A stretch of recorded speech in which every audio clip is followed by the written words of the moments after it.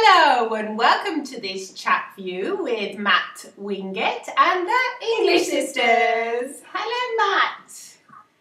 Hello, how are you doing? Very well, thank you. Now, we're very excited about this new book of yours. Yes. Because we have heard that it's slightly hypnotic. Now, is this true or not?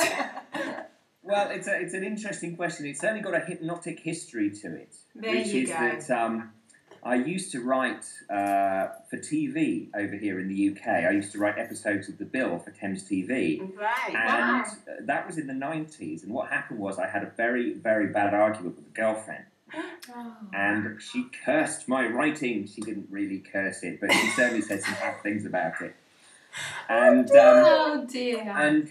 And it made me less and less confident with my writing until eventually I reached a point where I just stopped. I completely stopped. And for about 10 years, I did something completely different. And I was dealing antiques. I was doing repairs of computers. I taught English in Egypt for a while as well, which was fun. But after all of this, I reached a point where I was fed up with the antiques dealing that I was doing. And I just thought, I've got to do something else. And I lined up myself for a training course with Paul McKenna to do an NLP practitioner course. And it was fantastic. And on my 40th birthday, I said to him, Paul, I've had writer's block for the last 10, 13 years, something like that. Can you help? And he said yes. So he put me on stage. And to cut a long story short, he really helped. He really, really helped. And within a week, I was writing again. And I hadn't written properly for 10 years. Now, I've got to admit that I wrote a book then straight away within about a month. And I was so proud of it, and I gave it to Paul to read. And then I read it about a year later and thought it was complete rubbish. I bet you it's not I bet you rubbish. it was good. It was probably really good. But that's not the point. The point was I was writing again.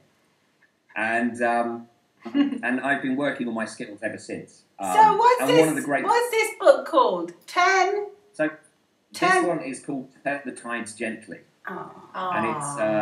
And it does have a hypnotic element to it, because basically what I did was when I started writing it, I woke up in April of this year, and it was about 4 a.m. And I just had an idea in my head that I wanted to write. Right. So I stepped out, and I live down here in Portsmouth on the south coast of England. And I stepped out, and about 4 minutes away is the beach. And I walked down to the beach and sat looking at the moonlight on the water. Oh my gosh. And I had my netbook in front of me. Started looking at the water, and just loads of images started coming. And then suddenly I saw something cross the line of the moonlight. And I thought, my goodness, what is that? And I started asking myself, what would it be like if that was a person swimming now? And who would they be? Right. And who would I be to see them? And that was the start of Turn the Tides Gently. And it's the story of a young man. It's very heavily influenced by the NLP world. It's the story of a young man who is going mad and can't tell the difference between his hallucinations and his real life. And and it starts to spread a little magic spell as it goes on. It's a lovely story, even though I do say so myself. I think, well, we say our book's lovely, don't we? Yeah, we always do. Because we love it. Because we do love it. Because I think when you produce something that you know is good, you just know it's good. And I think if you enjoy it, if you read it in a disassociated way and you say, wow, that's good. Yeah. Well, I think someone else is going to enjoy that too. Yeah. Then it's probably brilliant. But I like you for saying that. Well, we're friends. I was snooping up on you a bit yesterday, and I was reading this little piece that you'd written about. No, I can't remember who it was about, but it was a little story when you were on an NLP training. Good impression. I said it's good to know I leave a good impression. You can't remember what it's about. So. No, because I was just like speed reading last night really quickly. Right. But I was really enjoying it. I was enthralled by the whole thing. I read the whole thing, which was 4 or 5 chapters of this book. It was like a night with. A night with, is that you? Did you write A that? night with somebody. I lost that then. We got a bit of a break-up on the Skype then, so you'll need to say that again. I said it was a night with... The Night name, with...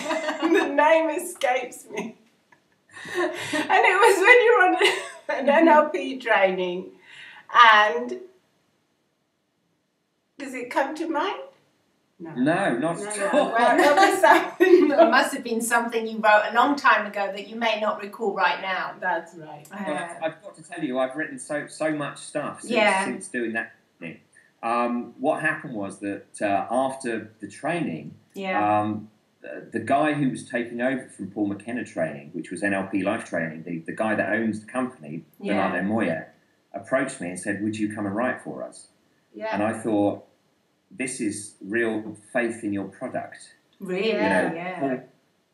Paul helps me out. Bernardo comes and employs me, and I've written a lot.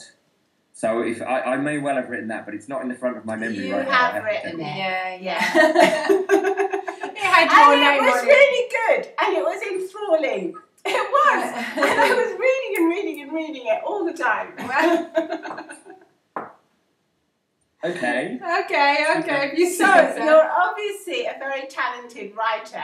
And we're going to read this book now as well, because we only knew about this chat view a few days ago, so we haven't had a chance to read the book yet, but we're going to read it. Yeah. And it's going to be a lovely story. To read over Christmas, isn't it? Sounds very romantic. Yeah, I like the fact that you just got up in the middle of the night and you went down to the sea. That sounds like a story in itself. A story about the story. About the story, isn't it? Yeah, it's so fascinating. You just live right near the sea. Yeah, it was beautiful. I mean, it's a really calm, beautiful spring night, turning to morning. I watched the sun coming up over the water, and then turned round and came back to my home and woke my girlfriend up. and said, "Listen, you've got to read this." And so, well, actually, I read it out to her, and she was, "Oh, that's really good. That's really good." So that was the starting point. And the good thing about this book is it's available on Amazon, isn't it? And it's an ebook. So anyone can download it straight away and read it. Get started. Get started. Get started. And it's really cheap as well. I mean, it's only 99 cents, isn't it? Well, that's what I saw, yeah. Is that true? Is that true? It is. I made a decision with that. It's a novella. It's 12,000 words long. So, you're not getting a full novel for this. You're getting a compelling, medium-sized read. It's something that you can read when you're commuting to work on the train. It's something that's going to hold you. I mean, most people have said to me that they've read it in one sitting because once they start. Well, that's like that piece I was reading of yours last night. I didn't want to let go. Yeah. Right. Yeah. So that's. Thank you. So that's what they've said, and that's great. So it's 99 cents plus it's Christmas. It's coming up. It's Christmas. It's good cheer, isn't it? It is definitely good cheer. It's actually got a happy ending. I hope so. Oh yes. That'll be lovely then. It'll be lovely, yeah.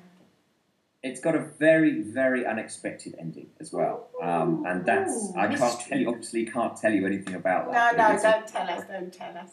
It takes a very unexpected twist towards the end, and I'll be honest with you, I didn't know how it was going to end. No, we can believe that, yeah. Yeah. I wrote the story, and I finished it, and I looked at it, and I wasn't happy, and I woke up the next morning and just started writing the ending again. And suddenly I went, oh, that's what happens. It really was like that. So it was as much a surprise to me as it will be to you. It's so odd, isn't it, how these thoughts come to you overnight. And then you wake up. Yeah, it's amazing, isn't it, what your unconscious mind can do for you. I think that's right. And what I will say about this generally is that this story is the one where I have most connected with my unconscious in a really major way. I mean, I really felt that my analytical brain was not driving the process at all. No. That's really good, I think. I think that's lovely, yeah. Because then it comes from the heart as well, doesn't it? I think that's right. Yeah. It hasn't been It criticised hasn't and been criticised criticised. by that critical voice that comes into mind sometimes. Some people. Yeah. It's pure. Although it's been shaped later. Of course. But the narrative is very, very much, straight from the heart and straight from the Pure. Which side is it? It's left brain, isn't it? Is it left brain or right brain? We're a bit dyslexic with all of that. It's just the brain that the brain is plastic. That suits us. It's the stuff that goes on when you're asleep. New neural pathways all the time, aren't we? Of course we are, yeah. Well, okay then, Matt. It's a pleasure to talk to you, and it's a pleasure to have you as a new friend. And we look forward to catching up with you about what's happening in the future very soon. Very soon. And we wish you every success with this wonderful novella. Yes, looking forward to the new ones that are going to come in the next year. There are several more to come. There you Absolutely. go. Okay then, bye-bye, Matt. Bye. Where can people contact you? Have you got a website or something? Yeah, my website is lifeisamazing.co.uk. Life is amazing. .co.uk, that's a good Right, one. yeah, that's a good one. I'm also on Facebook as Matt Wingett or Matthew Wingett. I can't remember which one on Facebook. I think it's Matt.